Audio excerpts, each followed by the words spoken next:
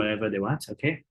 I know 11A had an extra class until a bit late, yeah, but let's just get started. Okay, I don't have much time either. So I'm just going to continue on from where we left off last week, and that was to do with experimental planning. You should have your paper next to you, and if you got questions at any point, please just stop me. Yeah, okay. So last week I already finished this question. So in terms of planning question, whether it is chemistry, physics, or biology, what you should really be aware of is you always need to give the apparatus, what you measure, and what you should keep constant. That is called control variable. And of course, what is your objective and what sort of result are you collecting? And if in chemistry, you need to talk about safety precautions. I'm not too sure about biology, what they need you to do. Okay, I'm just going to move on to the next bit. So this is a physics question. So a student uses this balancing method. So you gotta understand that alternative to practical, which is your paper 3 for O-level combined science, it's more on the practical side. So you should be able to do it even without much theory, as long as you know how to read the question. So we know that we can balance things on a central pivot. If we balance the mass with the counterweight on the other side. So you should have your paper next to you. So this 30 gram is fixed to the meter rule, and they are asking us to determine the position C of the center. What is position C of the center of the 30 gram mass on the meter rule?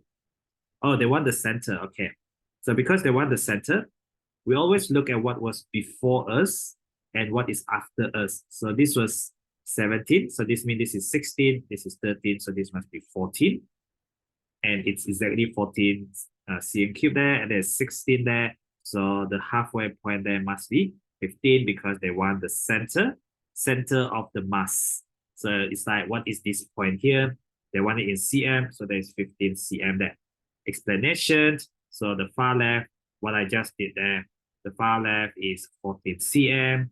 The far right is 16 cm. So midpoint in simple math D, you will have covered this idea called midpoint, which is halfway between 14 and 16. So halfway between 14 and also 16 is 15 centimeter. So something which is quite common sense. I hope that makes sense there. All right, so on to the next question. So these are part of the meter rule, and we're supposed to record P. Now this thing is to the nearest 0.1 cm. So that means it must be 0.1 or 0.2 or 0.3. Again, we look at what was before and what is after. So this is 40, this is 41. So it means that this value in between there must be 40.5. But P is at 40.6, which is just after 40.5. You can read carefully on your paper and don't mess up this kind of 1 mark, 3 mark calculation there. So there's 40.6 there. Now we're going to do some calculations. So use your answers. So there's something called ECF. ECF is called error carried forward. So in marking this kind of question, they always carry forward your error. So you might have gotten your P and your C wrong previously, and you will still get the 1 mark if you follow the instruction. Use your answer. So P was 40.6 or whatever answer you got, minus your C, which was 15 cm. So that minus 15. And be careful, because we recorded this to the nearest 0.1. This should be 40.6 minus 15 is also to the nearest 0.1. This is 25.6 cm. I'm just rewriting it in the answer space there. Now calculate the distance V. V is 50.0 minus P. So again, use your answer. Use your answer mean there is error carried forward. If you left this kind of question blank, then you're not going to score anything at all. So just be very careful. Your P was 40.6. You don't want to lose mark on reading, yeah? So just read your apparatus carefully. There's 9.4 cm there. Last but not least, again, use your answers. So there's a lot of error carried forward in this kind of thing. Try to score the best you can in your paper 3, and it will definitely help you. So we have our V of 9.4. 30U means 30 times U. So it means 30 multiplied by U. U was 25.6. So you just press your calculator and you should be able to get the final answer there. And this is the principle of moment. I'm sure you have learned principle of moment. So you know about moment as well as anti-moments. And that was part of your end of year combined science physics concept, where the moment must be balanced out by the anti-moment in the other direction. Okay. Are you both still okay? I assume so. All right. Okay. If anything is wrong on my screen, just let me know. Yeah. So next one, we have to show the reading, record the weight. So record the weight. This is a Newton meter. So it read in Newton. Newton is already the unit. This is already the unit for weight, or you can say force, because weight is a type of force. So force unit is Newton. So the unit of weight is also Newton. Give your answer to the nearest. You see, this is about accuracy, 0.1 Newton. So you got to read the thing carefully. This was 1. Again, when we want to read an apparatus, we are not sure which direction we are going in. We read the one before and also after. So this was the one further down, 2, and the one above it is 0. So that means we are reading downward. So we are reading downward. So started from 0 and the spring extends because your force is acting downward. Your force is acting downward, so that's why it's pulling this thing downward. This is 1 because this is 0. This is exactly 1, but they will be wrong because you got to read the questions and circle and underline so that you're not making silly mistakes. That is not 1. 1 is wrong. 1.0. If you write down 1, that is actually wrong. Now use your answer to D part 1 and this equation. Mass equal to W, which is 1.0 Newton times 100. And then I'm going to get 100 grams if you calculate on your calculator correctly. Suggest a suitable piece of apparatus. This is suggest. And then suggest means there could be more than one answer because they say and they don't say the. The will mean there's only one. Means there could be more than one thing. But typically, what we use to measure mass in the laboratory would be something called a mass balance. In chemistry, we call it mass balance. I think in physics, sometimes they call it electronic balance. Something like a mass balance or electronic balance will do the job to measure the mass of the meter rule there. So now F, 2 values are equal within the limits if they are within 10%, within 10%. So this is like the percentage difference. Percentage difference. In mathematics, you will have learned about percentage discount. So you have gotten 2 values of M. First one from C, second one from D part 2. D part 2 give you 100. So I'm just going to put down 100 first. And then the previous M give us 81.7, 81.7. So we don't know, you see, we don't know which one is the more accurate value, but then explain whether they are within the limits of experimental accuracy. That means, are they within 10% difference or not? For 2 marks, 1 mark for explanation, 1 mark for calculation. So this is how different are they. So find the difference. This is going to be the difference. And then over one of the value. It doesn't matter which value you take, but if this is percentage discount, it will be how much discount divided by the original price. But we don't know what is the original value, so I'm just going to say divided by 1 of the value. So if you take the difference of 100 minus 81.7, so I'm just going to divide the whole thing by 100 to make my life easy. There's a reason why I divide by 100, because I can see if I divide by 81.7, I'm going to have to press my calculator a lot of times. But if I divide by 1 of the value, which is 100 rather than 81.7, then I can see the times 100 divided by 100, they get cancelled out. You can also press your calculator and you will see that they cancel out. So you will get this to be 18.3%. Now they say if they are within 10% of each other, then you say, oh, if I don't use 100, if I use 81.7, will it make a difference? It will not make a difference, because if you do divide by 81.7, you can press your calculator and your value will be bigger than 18.3. In fact, if I'm pressing my calculator now, I get an answer which is 22.4%. So you shouldn't do both. You should just do one. You should either do this or you can do this. But both answers will give you to the same conclusion. So we can say that the percentage difference is 18.3%. Let's say they are okay, they are equal if they are within 10% of each other. This is more than 10%. 10% difference is okay. Less than 10% is okay. More than 10%, not okay, not equal anymore. So are they equal? They are not equal. So this is greater than the 10% limit, greater than 10% limit. Therefore, the two values of M are no longer equal. They are not equal anymore because they differ by more than 10%. And that's it for that 13 marks physics questions. And I do believe that this is like the end of this practical planning paper 3 paper, yeah, for the combined science paper 3. Are you both still with me? Are you both okay?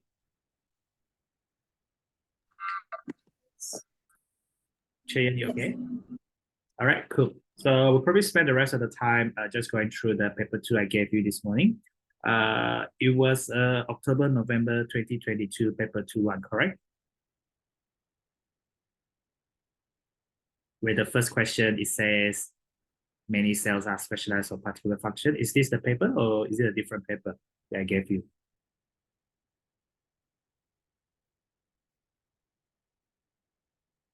Do you know, is this the right paper or is this a wrong paper that I gave you? It's the right one. It's the right one. Okay, cool. All right. Before I start, I just wanted to know that there is a change in the syllabus.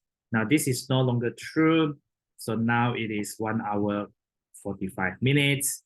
And the old syllabus is no longer true because it's no longer out of 100, it's out of 80.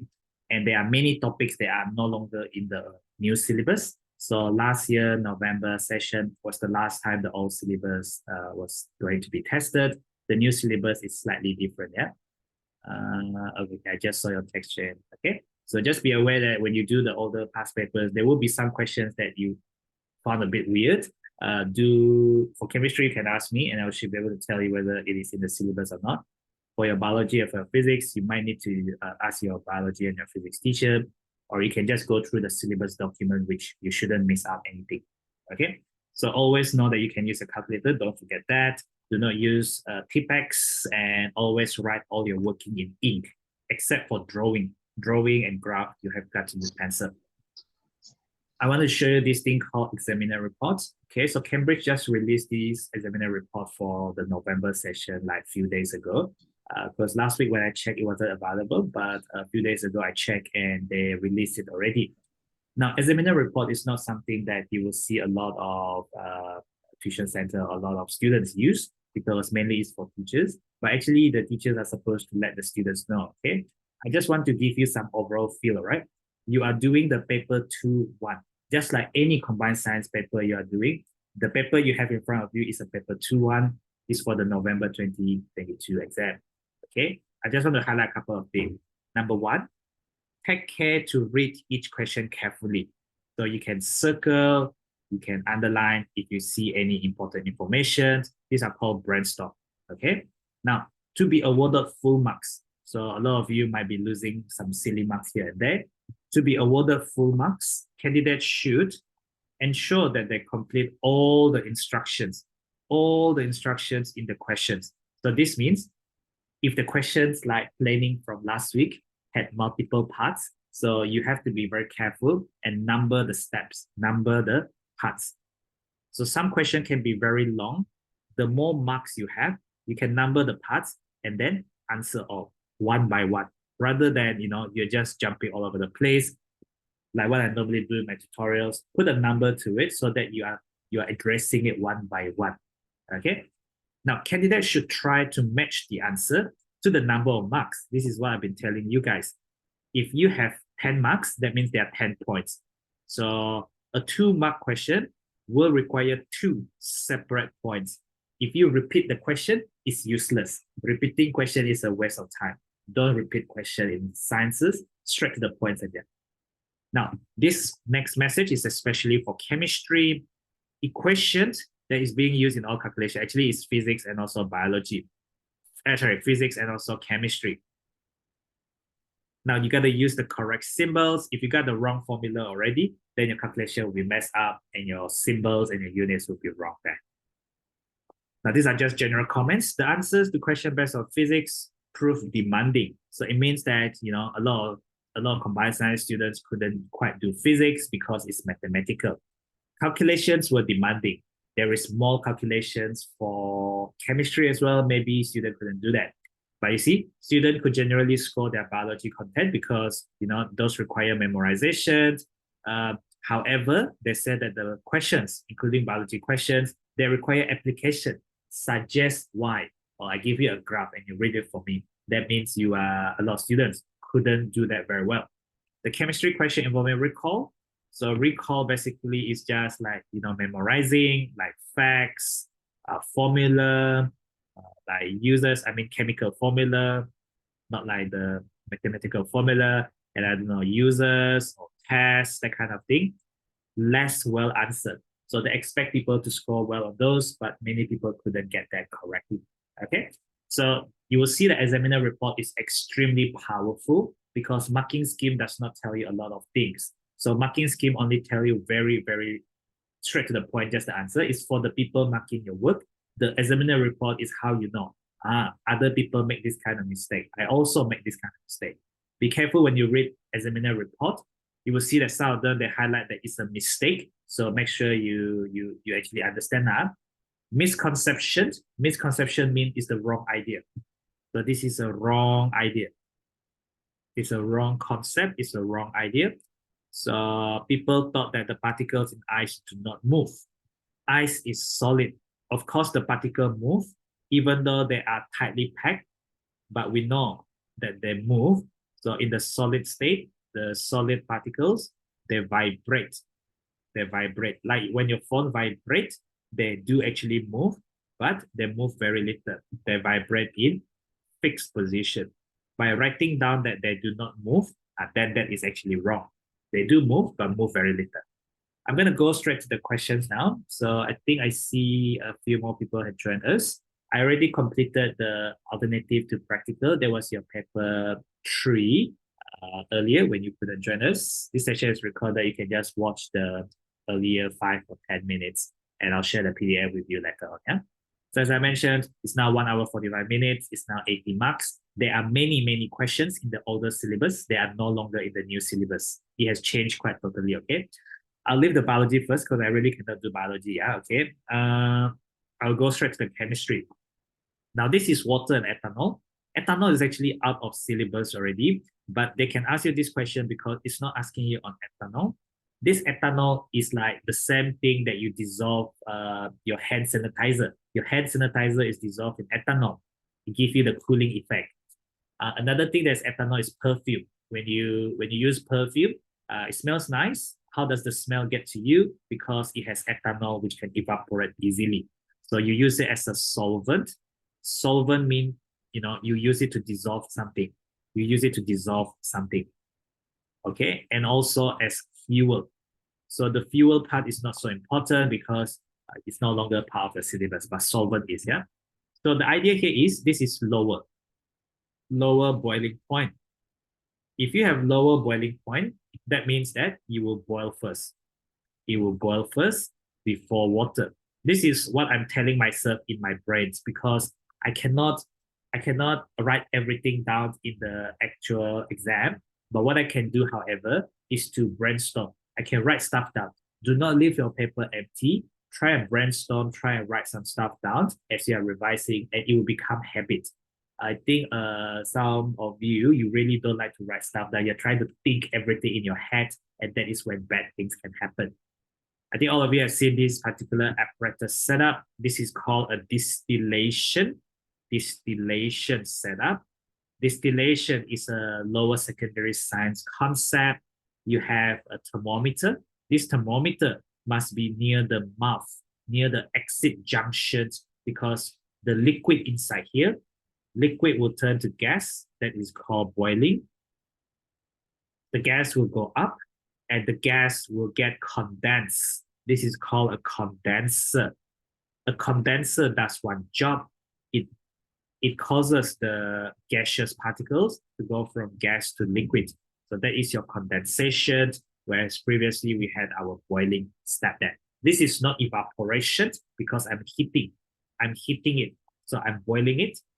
And one question is, they like to ask you, where does the water comes in and out? So they did not mention it, but one popular question is, where does the water come in and out? You must be able to label. The water will come in from the bottom. I know it seems counterintuitively wrong, but I did show you guys in the lab. We did teach you in year 9 that the water comes in from the bottom of condenser and the water will go out from the top of condenser. It's not being asked here, but it has been asked before and it could be asked again, not just in paper 1 and 2, but also in paper 3. And then this thing will be liquid coming out. So you will collect it as liquid. But this is apparatus C. Apparatus C is a common apparatus that you use in the lab to collect liquids. It's not accurate to measure volume, but you can use it to collect liquids. Mirza, are you there, Mirza? Hello, Mirza. Yes. What is the name of apparatus C, Mirza? Beaker. That is indeed beaker. So make sure you know how to spell that. And C is beaker, B is condenser. What's the name of apparatus A, Balkis? Thermometer. Thermometer. Make sure you guys know how to spell thermometer correctly, because wrong spelling might be penalized. They do ask you for all these spellings. So, you know, A is thermometer, B is condenser. And they ask you for the name of the, no, they don't ask you for C, they ask you for the first liquid that is collected. The first liquid that comes out will be the one that boils first. So which one boils first, Sarah? Which one boils first? Based on the boiling point. Is my Sarah there? Maybe a bit lagging. Okay, Sarah, which one come off first, Sarah? Is it ethanol or is it water?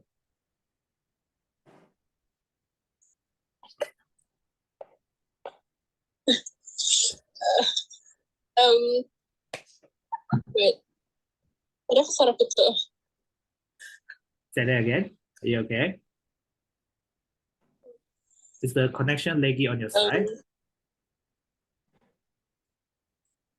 Ada kesana cookies. Oh. Hello. Hello, can you hear me? No. You don't know. Oh, okay.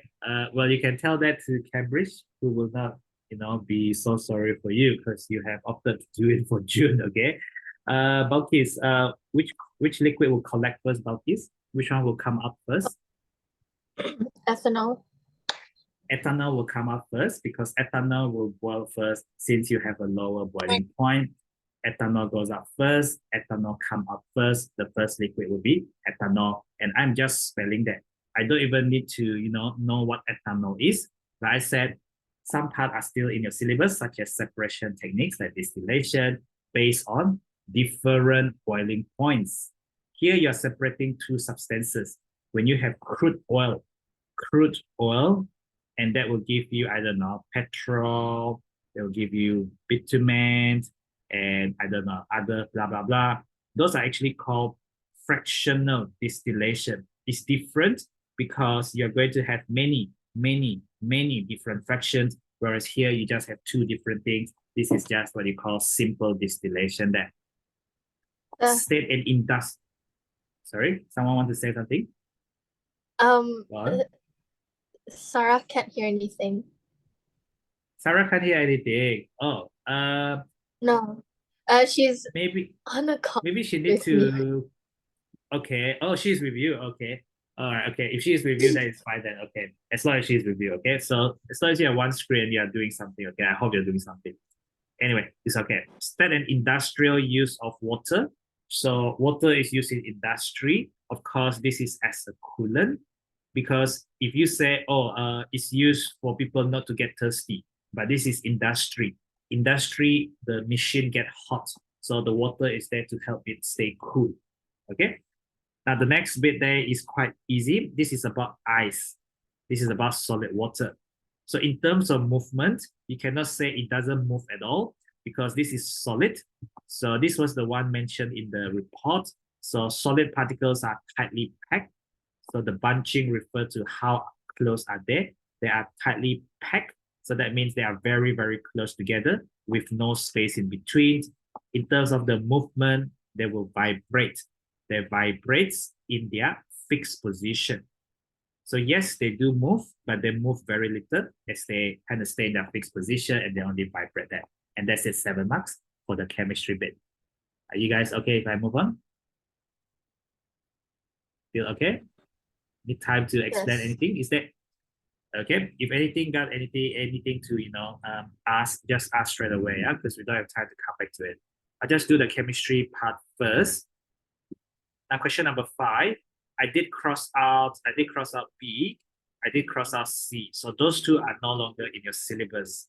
Okay. Back then they learned something else, but then they didn't learn about redox. I added 2 new questions. I say explain why it is redox, right? Explain why step which one I say step 3 or reaction 3 is redox. Okay, so we'll come back to it. You see, back then they don't do redox reaction, but you guys did redox reaction as one whole topic, yeah? Okay, let's get started then. Now, in this reaction, carbon plus oxygen form carbon dioxide. You should practice writing equations because they can ask you. So formula of carbon is just C because it exists as an element. However, oxygen exists as O2. We know we have 21% O2 in the air, and that is commonly known as environmental chemistry topic. We also know that oxygen has 6 electronic configuration. This means that 6 electrons in the outer shell, oxygen and also oxygen itself is non-metal. This oxygen will share 2 electrons. Now, the other oxygen will share 2 electrons. And now by sharing 2 electrons, I can complete my outer shell. I have 6 electrons in my outer shell. So I share 2 electrons. I still have 4 more on the pink oxygen. I share 2 out of 6 for my crosses. I still have 4 more on my oxygen. That is my oxygen double covalent bond there. Carbon dioxide, very, very commonly asked for dot and cross. You should really know how to draw the dot and cross. Before drawing the dot and cross, I always draw the display formula. Oxygen like to form 2 covalent bonds, but it is not bonded to itself, it's bonded to carbon.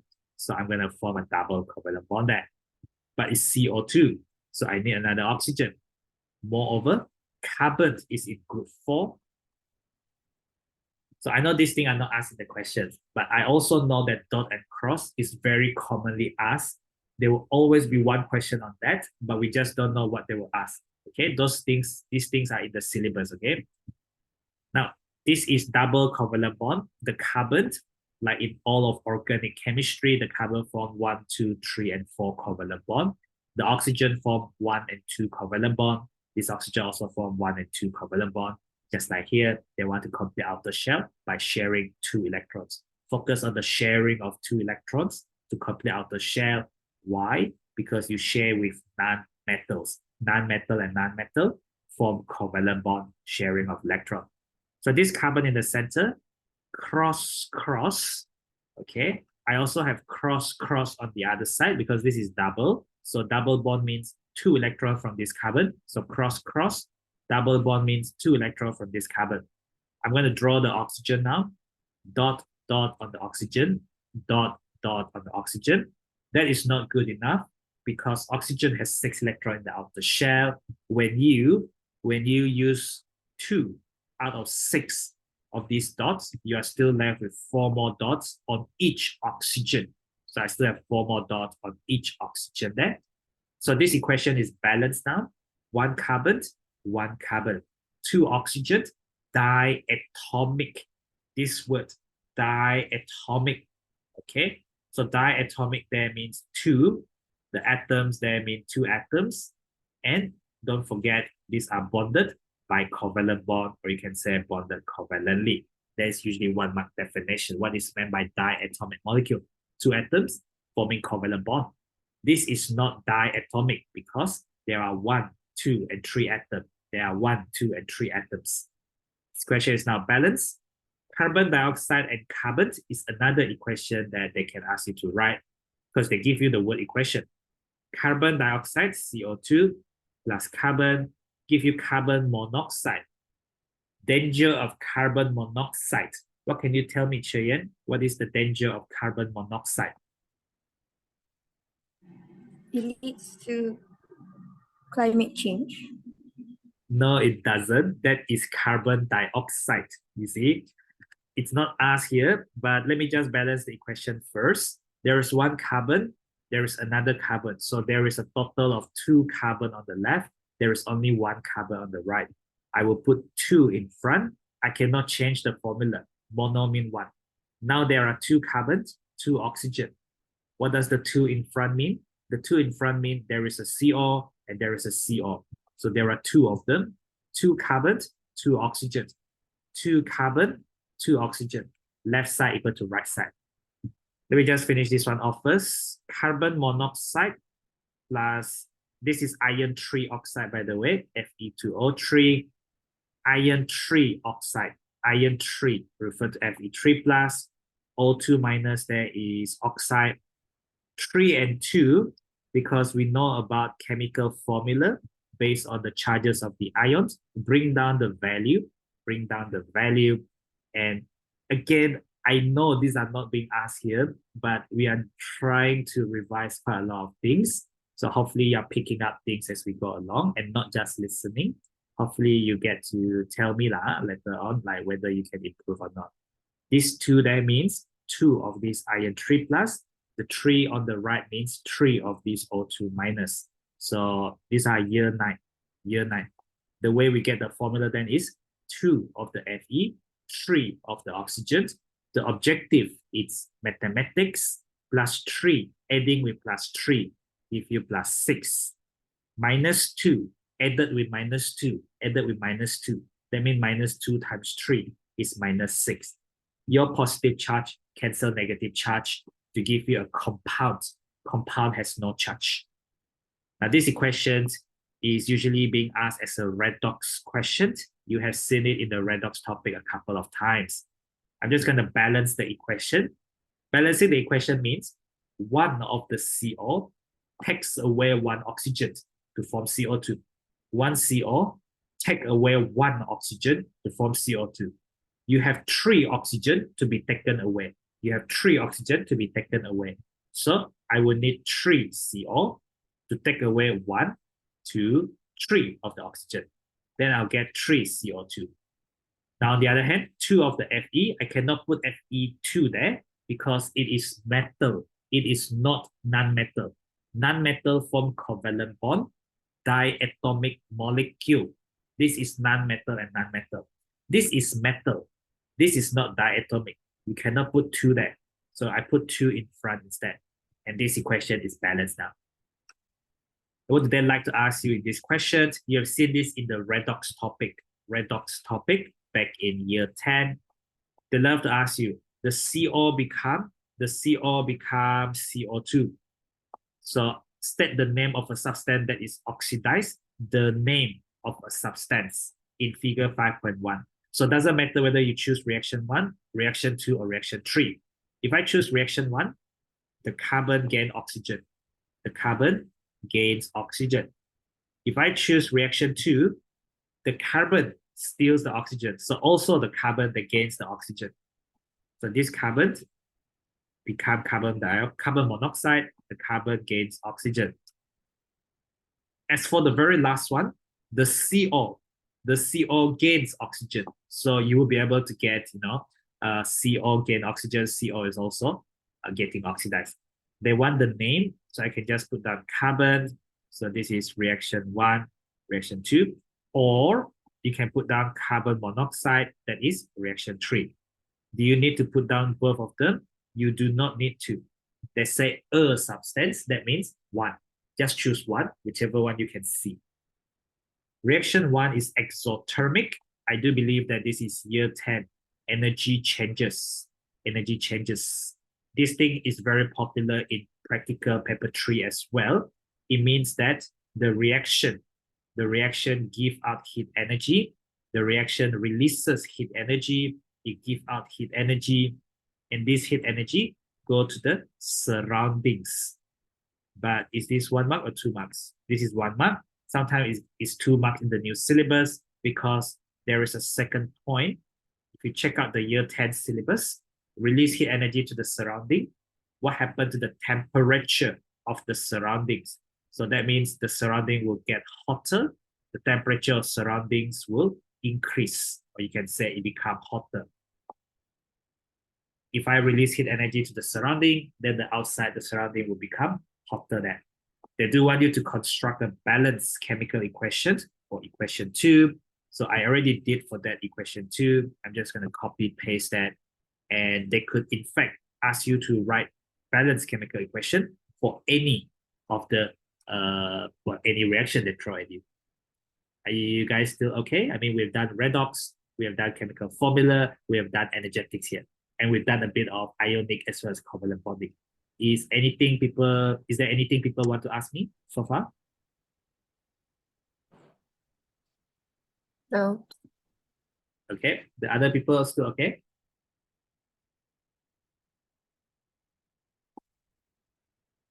I assume it's still okay. Hopefully you guys are still around. Okay.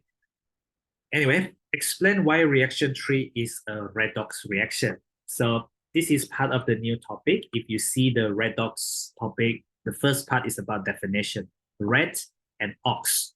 So there are 2 parts to this. Number the steps so that you know. You are explaining why there is reduction and why there's oxidation. So usually, if we look at the name, carbon monoxide become carbon dioxide, right? So the carbon monoxide, just looking at the name, iron oxide has oxygen. Iron has no oxygen. So iron oxide lose the oxygen. Iron oxide lose the oxygen. So I can talk about the red first. Iron oxide, you have the equation on top, yeah? It loses oxygen to form iron.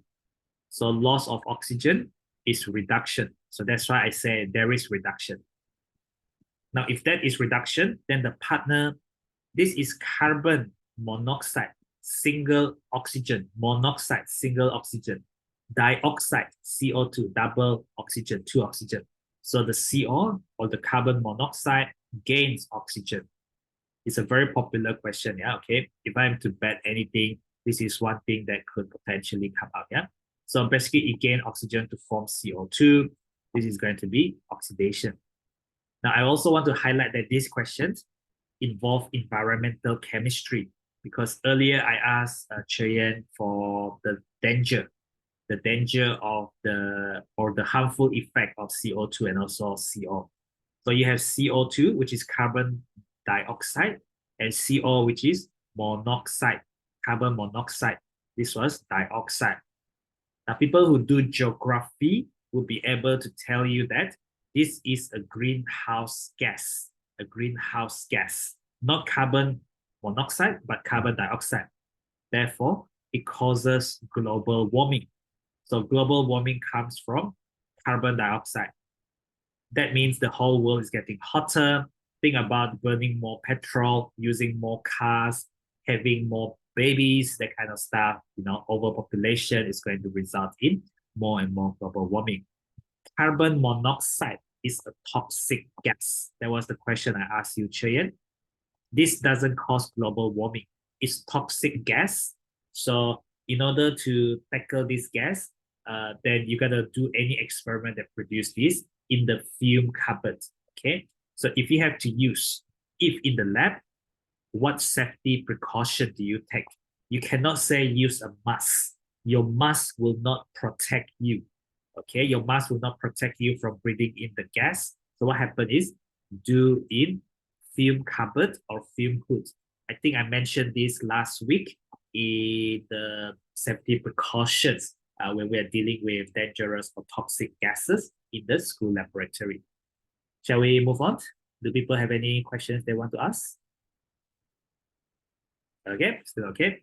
So you get carbon dioxide when you have enough oxygen for combustion. This thing on the left, this is part of complete combustion.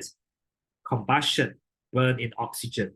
Burn in oxygen, give you combustion, but then incomplete combustion, not enough oxygen.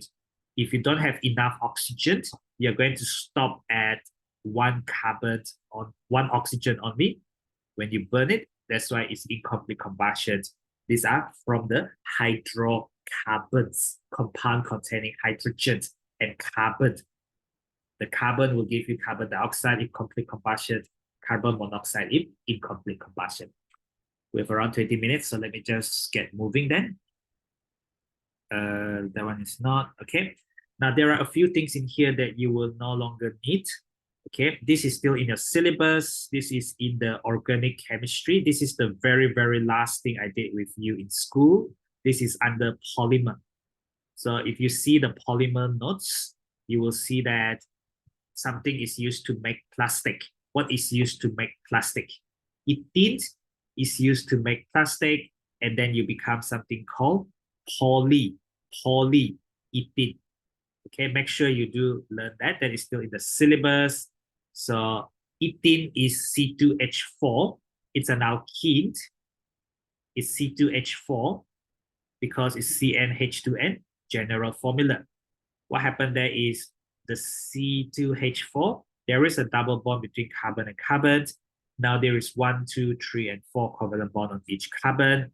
And then you're going to add onto yourself. So you add with yourself. And then what's going to happen there is it's going to give you a long chain like carbon-carbon. And then you have hydrogen on this carbon. So I draw hydrogen on that carbon. Just the side first. That is annoying me. Okay. And then I have hydrogen on the other carbon. This is wrong. I mentioned that during polymerization, yes, you lost the double bond. This is called addition reaction. Alkenes undergo addition reaction onto the carbon-carbon double bond. And now you have single bond. The thing is 1, 2, 3. Carbon is a group 4 element. It doesn't want to form 3 covalent bonds. So in reality, it actually added onto the next alkene, and the next alkene is basically going to be exactly the same story like that. And then it's going to extend. Make sure on your left and right, you open up and no more double bond. Draw 1 repeat unit. So that is 1 repeat unit because that was from one of these. They give you the 2 carbon, 1 repeat unit. Draw 2 repeat unit. Draw 2 repeat units, plural. If you can draw 1, you just repeat itself on the other side. That is 2 repeat unit now. If draw 1 repeat unit, don't draw 2. If draw 2 repeat units, draw 1 first, repeat the other one.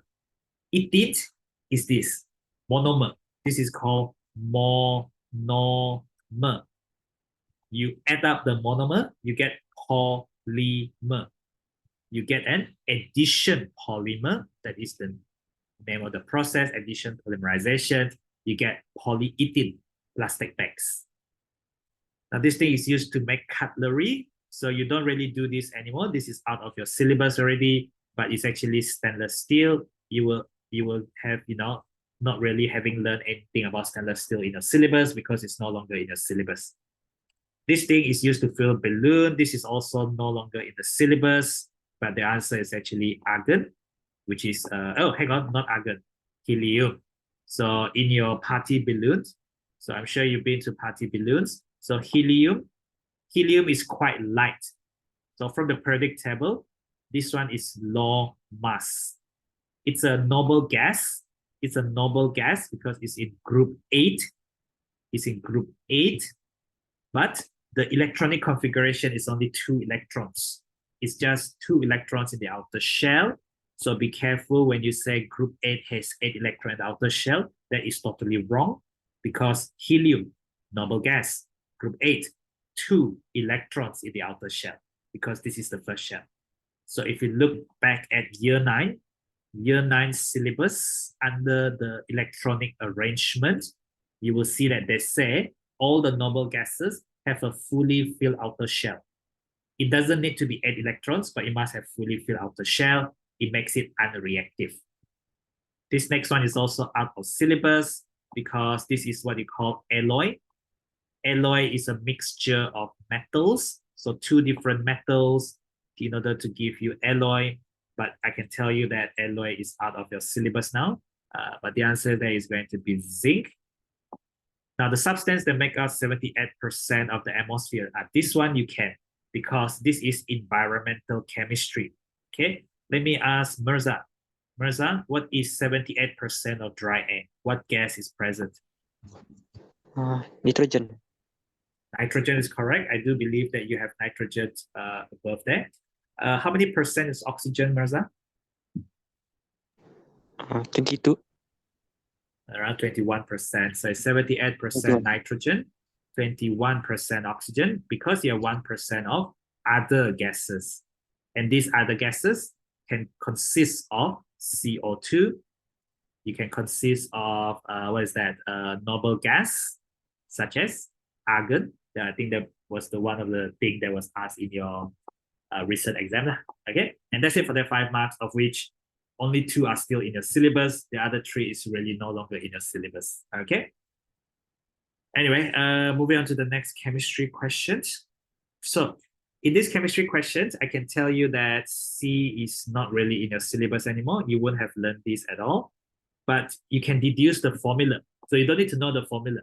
This is in your year 9. In your year 9, they say something about, count the number of atoms. Count the number of atoms.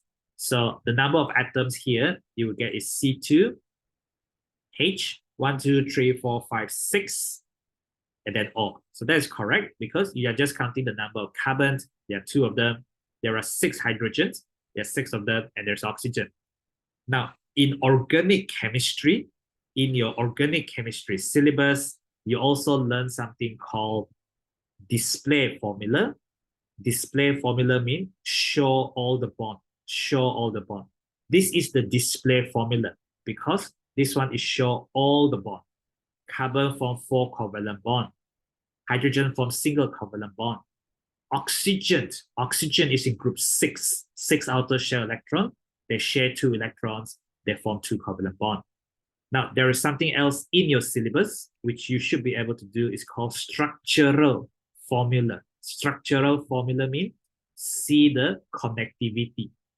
So in terms of this structural formula, I think we prefer the structural formula a bit better than this thing where we just sum up everything. Structural formula means you look one by one. So let's start from the left. I've circled this pink carbon. Okay. So I don't know who is still around. Chayan. So this carbon which I've circled, so we're looking at this carbon, then we go to this carbon. So let's start with this first carbon first. What do you see at this first carbon? CH3. That is correct. So this is what you learn in your organic chemistry. So, it's the same skill. Now you move to the second carbon. What do you see, Chayan? CH2. That is correct. So there's CH2. And then last but not least, the CH2 is bonded to OH. So I'm just writing down the OH. So that is correct. This is also correct, but this is better than this thing, which doesn't show you very much. Okay. So if you ask a question like this, not saying this is wrong, but we prefer this one where you can see the structure. And structural formula is in your syllabus. That's why I keep this question there. Now, ethanol is used as a fuel. This is not in your syllabus, but you should know that ethanol is used to dissolve many things, including perfumes, including hand sanitizers. That is called solvent. Solvent is a substance used to dissolve something else. So that is year 9 chemistry. Yeah. Now, this one, I said majority of it is not in your syllabus, so don't worry too much about it. But what they can ask you, what can they ask you? Let me tell you what they can ask you. Carbon dioxide, okay? What is the danger of carbon dioxide? Global warming, greenhouse gas, okay? What is the formula of carbon dioxide? Draw the dot and cross. You can do that. That is year 9. What else can they do here? What is the test? The test for gas, which is CO2. Okay, Balkis, what is the test for CO2? Calcium hydroxide turns milky. Lime water. Okay. Yep. So we don't use the term calcium hydroxide anymore. We just use the term lime water. So you bubble the gas into lime water, and lime water will turn milky. So that is going to be the test for carbon dioxide lah. Okay. Now we don't worry too much about ethanol, but they can ask you about ethene. They can ask you what is meant by unsaturated. What is meant by unsaturated there? Who else can I ask? Okay, back to you, Mirza. What is meant by unsaturated?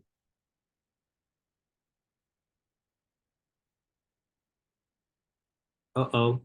No? Okay.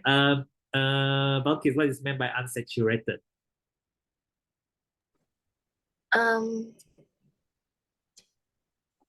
Only one bond, carbon bond. Nope. I mean, Maisara is next to you, right? So Maisara should be able to help you. Is she with you? Yeah. Does Sarah know what unsaturated means?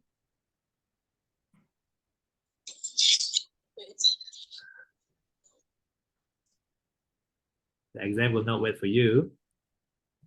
Okay, so Bivek, don't know. This means it has carbon-carbon double bond. Okay, it has carbon-carbon double bond. I know 11A, just now you had a long day already, okay? But let's just finish this off. I really cannot find any other time, yeah, okay? So unsaturated means you have carbon-carbon double bond.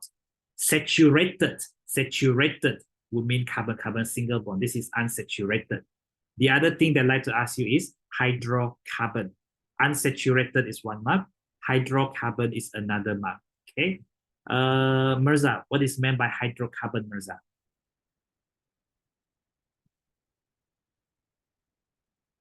Is Mirza there, Mirza? Is Mirza still there?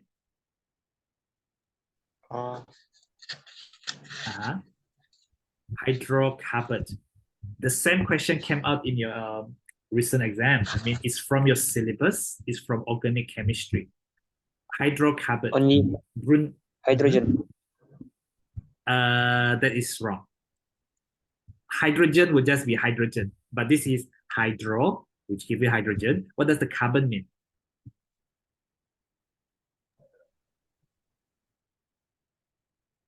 No idea, Mirza? Hydro refer to the hydrogen. So what does the carbon then mean to you? Hydrocarbon. So you only contain hydrogen, is it? There is also carbon, so contain only hydrogen and carbon atoms. So that is quite terrible from you, Mirza, okay? So these things are standard definitions, and these are just definitions in chemistry. I want to go back to the exam report. The exam report just now said the chemistry questions involving recall.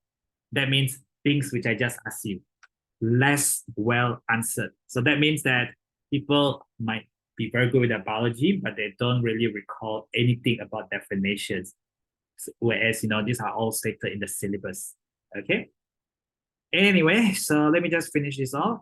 Describe a test. Describe a test. What do you do? And the result to show that you have an acid. Okay. So this is in the topic on acid, bases, and salt. So how can you tell that you have acid? Well, in the syllabus in year 10, there are two ways you can tell that you have an acid. You can either use a blue litmus paper. In fact, you should use a damp. Damp meaning a little bit wet.